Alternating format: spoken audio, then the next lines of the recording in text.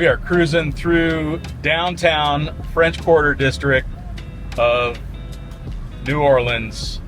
We are doing it in a Velocity Restoration's Bronco, which is just the coolest way to see this incredible city. And people are loving the truck. People totally get what it is. They understand that this is something really unique and special. And you feel it when you're driving it, when you see it sitting parked, or when it's just driving past you. And it's really great to drive. I mean, I did 75 miles an hour on I-10 over here from Pensacola and no issues, and actually got pretty reasonable fuel economy of all things. But ride and drive is great. So really direct steering, good spring selection overall. So you got a pretty comfortable ride, but it's also able to handle some of the higher ground clearance components of the vehicle as well. So great drive, ride. Spring rates are really good. They retain the leaf springs in the rear, got coil springs up front on coilovers, but really good overall ride and drive. Feels really secure at speed, even at highway speeds, which is something that mid 60s, early 70s Broncos just isn't gonna feel like. And this one drives great down the road, and it's got plenty of power. It's got a 10-speed automatic transmission, so it drives really well and super fun. Tons of power if you get into it. I mean, it gets up and moves. We're just enjoying a little 36 hours of adventure. You know, it's not always about dirt roads. A lot of times it's about experiencing new places, cultures, beautiful historic cities like this here. And it is a beautiful morning in New Orleans. Just look at this vintage Bronco here. Literally restored from the ground up.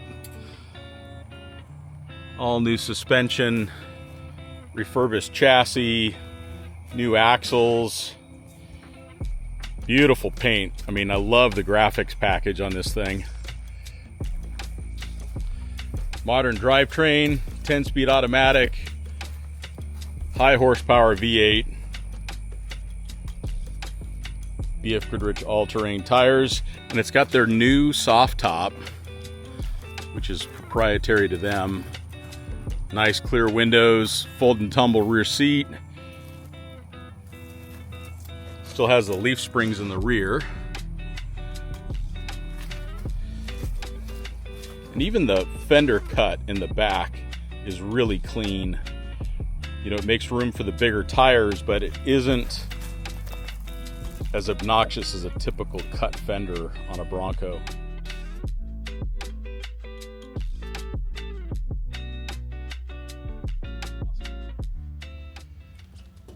I'm here with Stuart Wilson, and I'm at Velocity Restorations, and this is one of the most impressive restoration facilities I've ever seen in my 20 years. Most of the time, restorations are done in these small shops by passionate, creative people that are doing their very best to make it work. But when you can produce hundreds of units a year, it completely changes the outcome, mostly for the customer. So the customer ends up with something that has all of that quality control. They've got all of the engineering staff behind it. The vehicle that I drove yesterday, it drove like a brand new car. That's better than a brand new car. Absolutely. So thank you so much for having us today. I mean, when I think about travel, what better way to travel than in a classic car? And that's why I reached out to your team, was like, these vehicles would be a very interesting way to see the world, and classic car rallies are more popular than ever. Sure. So I can see a vehicle like this one behind us. You load it up with some gear, some of your clothing and your kit, and you can head off down to South America with it. I think it'd be great. Absolutely. So tell me, in your mind, what are some of the things that make your vehicles unique from what some of the others are on the market?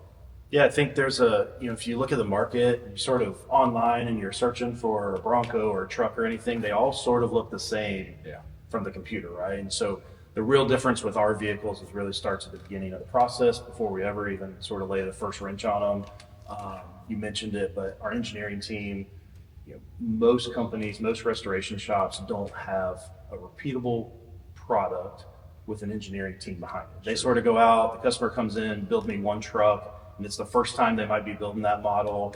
They're just sort of buying parts from individual shops and bolting them together and hope that this thing drives good, steers good, Right. runs reliably. We're 1,000 trucks in so far, right? So like we've sort of road tested everything. We've designed our own components to solve those problems, and that ultimately gives us that long-term reliability and satisfaction for the customer because we've invested in the product from the beginning. And I see that even when I was going through the shop yesterday, I learned that you guys take every vehicle out for about 500 miles Yeah. of wear-in, testing, and that's consistent with new car manufacturers. They road test their cars to make sure that there's no little issues that come up. And I can also see in your production lines, you guys have brought in a lot of lean manufacturing. There's a lot of Six Sigma and Kaizen processes that you guys have throughout your line that are going to help with that repeatability and quality product.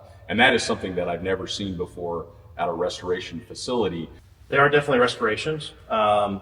They still, difference between us and like a large tier one sort of OEM is they've got hundreds of millions of dollars or billions of dollars of R&D behind them.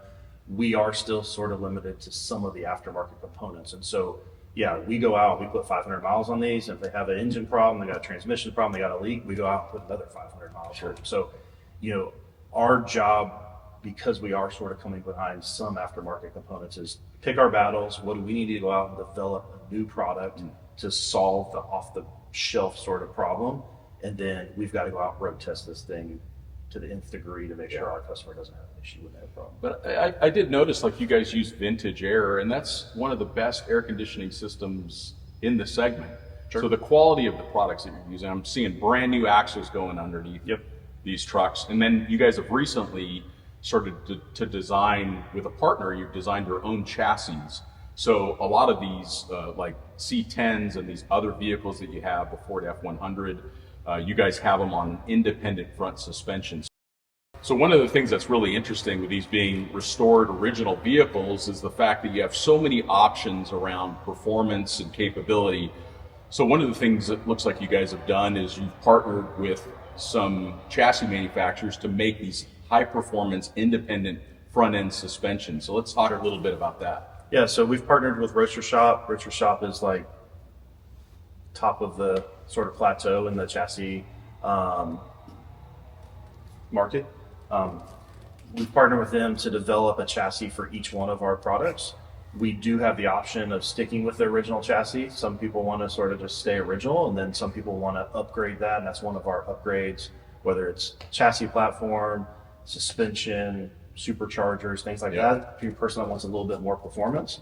But those chassis platforms, like I said, we've designed them all with Roadster Shop. The two-wheel drive vehicles, the Mustang, the C10, the F100s are on independent front suspension platforms for just the ultimate sort of modern driving machine. You're going to drive that C10. I'm excited today. I'm excited.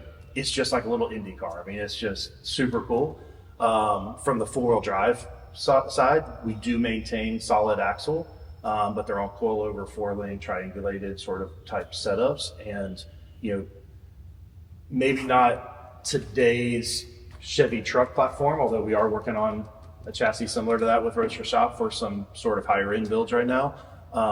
But it does give you more control of tunability for the suspension and sort of ultimate riding platform. Absolutely. I mean, just the fact that you guys have these beautiful coilovers in there. Sure. So you've got a lot of adjustability in the vehicle, and it looks just like it did. I mean, I think back to my earliest childhood memories. It was in a 1970 Ford.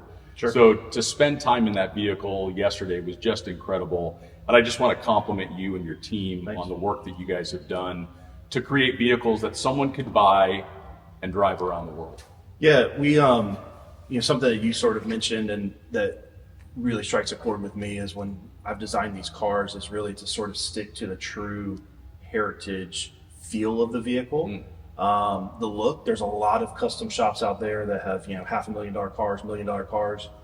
Everything looks modernized in them. The dashes don't look anything original. The outside have all type of sheet metal work and widened fenders and, customized trim and flat glass. And, they don't even resemble the original vehicle anymore. And we've really tried to stick to, hey, this looks like a 1972, sort of sit in it. I feel like, takes me back 50 years, windows down, you're riding down the dirt road, but you're riding down it really comfortable, right? And so like we want to sort of stay there, sort of paying homage to that era, Absolutely. but in today's reliability. And so we've really focused on keeping the originality of the vehicle from the look standpoint, appearance. Well, if the number of thumbs up and smiles and selfies and phone cameras stuck out the window yesterday was any indication of how much people love these vehicles, Sure. I think that certainly shows that Velocity Restorations is onto something amazing with these trucks and these cars, and we'll show you more from the road.